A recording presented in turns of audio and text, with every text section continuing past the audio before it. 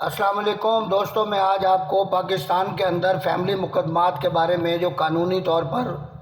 آپ کے بارے میں ضروری معلومات ہیں وہ آپ کو فراہم کروں گا، تاکہ گھر کے اندر بیٹھ کر آپ کو اگر خدا نخواستہ فیملی مسائل کا آپ شکار ہو جاتے ہیں تو آپ کو کسی وکیل کے پاس جانے سے پہلے یہ ویڈیو سننے کے بعد آپ کو تمام تر معلومات، ابتدائی معلومات آپ کے پاس موجود ہوں۔ پہلے تو سب سے میری یہ دعا ہے، اللہ تعالیٰ میاں بیوی جو ہوتے ہیں ان کے رشتوں کو قائم رکھے، اور اللہ تعالیٰ تمام دنیا کے جو میاں بیوی ہیں ان کے رشتوں میں برکت عطا کرے، اور یہ آپس میں محبت اور خلوص کے ساتھ رہیں، اور ان کا آپس میں کبھی کوئی جھگڑا نہ ہو، کیونکہ ان کے جھگڑوں کی وجہ سے آگے آل اولاد اور نسل جو ہوتی ہے وہ برباد ہو جاتی ہے۔ اب میں یہ کہتا ہوں کہ اگر فرض کریں دو میاں بیوی کے درمیان آپس میں جھگڑا ہو گیا تو قرآن پاک تو یہ کہتا ہے کہ آپ آپس میں دونوں طرف سے ایک سالس مقرر کریں اور وہ سالس آپ لوگوں کی صلح کروا دیں۔ اگر خدا نخواستہ آپ کو یہ محسوس ہو جائے کہ آپ اللہ کی حدود کے اندر نہیں رہ سکتے اور نوبت طلاق تک آ چکی ہے، تو اب اس کے بارے میں کافی سارے معاملات ہیں، یہ ایک پوری ویڈیو آپ کو دیکھنی پڑے گی تاکہ تمام ہر پہلو پر آپ پر وضاحت ہو سکے کہ کیسے ڈیل کرنا ہے۔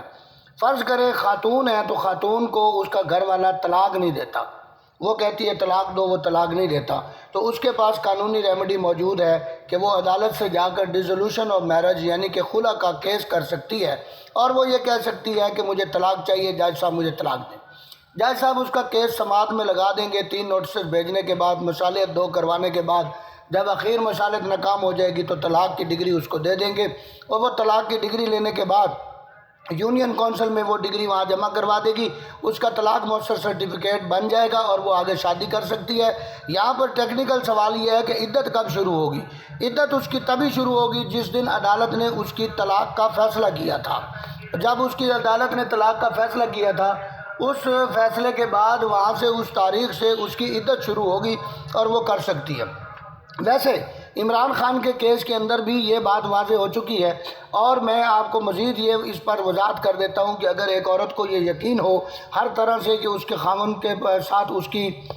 قربت نہیں ہوئی تھی اور 1 سال ہو گیا ہے یا کافی عرصہ ہو گیا ہے اور وہ پریگننٹ نہیں ہے، تو اس کی عدت کو ضرورت نہیں ہوتی ہے، وہ آگے عدت گزارے بغیر نکاح کر سکتی ہے۔ یہ ایک شرعی اور اصولی فیصلہ ہے، کیونکہ عدت کا اصل جو ماخذ ہے اور جڑ ہے وہ صرف یہی ہے کہ وہ یہ دیکھا جائے کہ عورت پریگننٹ ہے کہ نہیں۔ اچھا، اب طلاق ہو گئی، اب بات یہ ہے کہ اگر مابین فریقین بچے تھے، اب بچوں کا کیا بنے گا؟ کیا خاوند کو محروم کر دیا جائے گا کہ وہ بچوں کے ساتھ ملاقات نہ کرے، یا بیوی سے بچے چھین لیے جائیں گے، یا بیویاں بچے ہمیشہ اپنے پاس رکھ لیتی ہیں اور والد کو کچھ بھی نہیں ملتا ہے اور والد خرچہ بھی دیتا رہتا ہے، کیونکہ عدالت کے اندر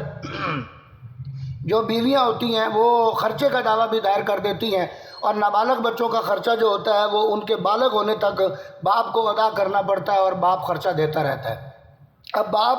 خرچہ بھی دیتا رہتا ہے اور وہ طلاق بھی دے بیٹھتا ہے، طلاق بھی ہو جاتی ہے، اور اس کا سارا نظام سوشل سسٹم تباہ ہو جاتا ہے اور اس سے بچوں سے ملاقات نہیں بنتی ہے۔ اب میں یہ آپ کو واضح کرنا چاہتا ہوں کہ اگر خاوند جس عدالت میں خرچے کا کیس چل رہا ہے وہاں پر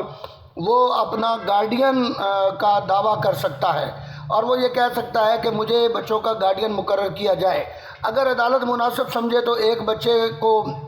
ماں کو دے دیتی ہے اگر 2 ہوں، اور ایک بچہ باپ کو دے دیتی ہے، اور اگر بچے شیر خوار ہوں یا بہت ہی چھوٹے ہوں تو وہ ماں کے پاس ہی رہتے ہیں کیونکہ نیچرل گارڈین ماں ہے۔ ہاں، تاہم یہ ہے کہ باپ کی ملاقات کا شیڈول بنا دیتی ہے، اس مقدمے کا گارڈین سرٹیفکیٹ حاصل کرنے والے مقدمے کا فائدہ یہ ہوتا ہے باپ کو کہ وہ اس کی وہ ملاقات کا شیڈول بن جاتا ہے۔ ملاقات کے شیڈول میں وہ بتا سکتی ہے عدالت کہ اگر بچے کی برتھ ڈے ہے یا والد کی برتھ ڈے ہے تو وہ وہاں پہ رہے گا، والد کے پاس رہے گا۔ 3 ماہ کی چھٹیاں ہیں تو آدھی چھٹیاں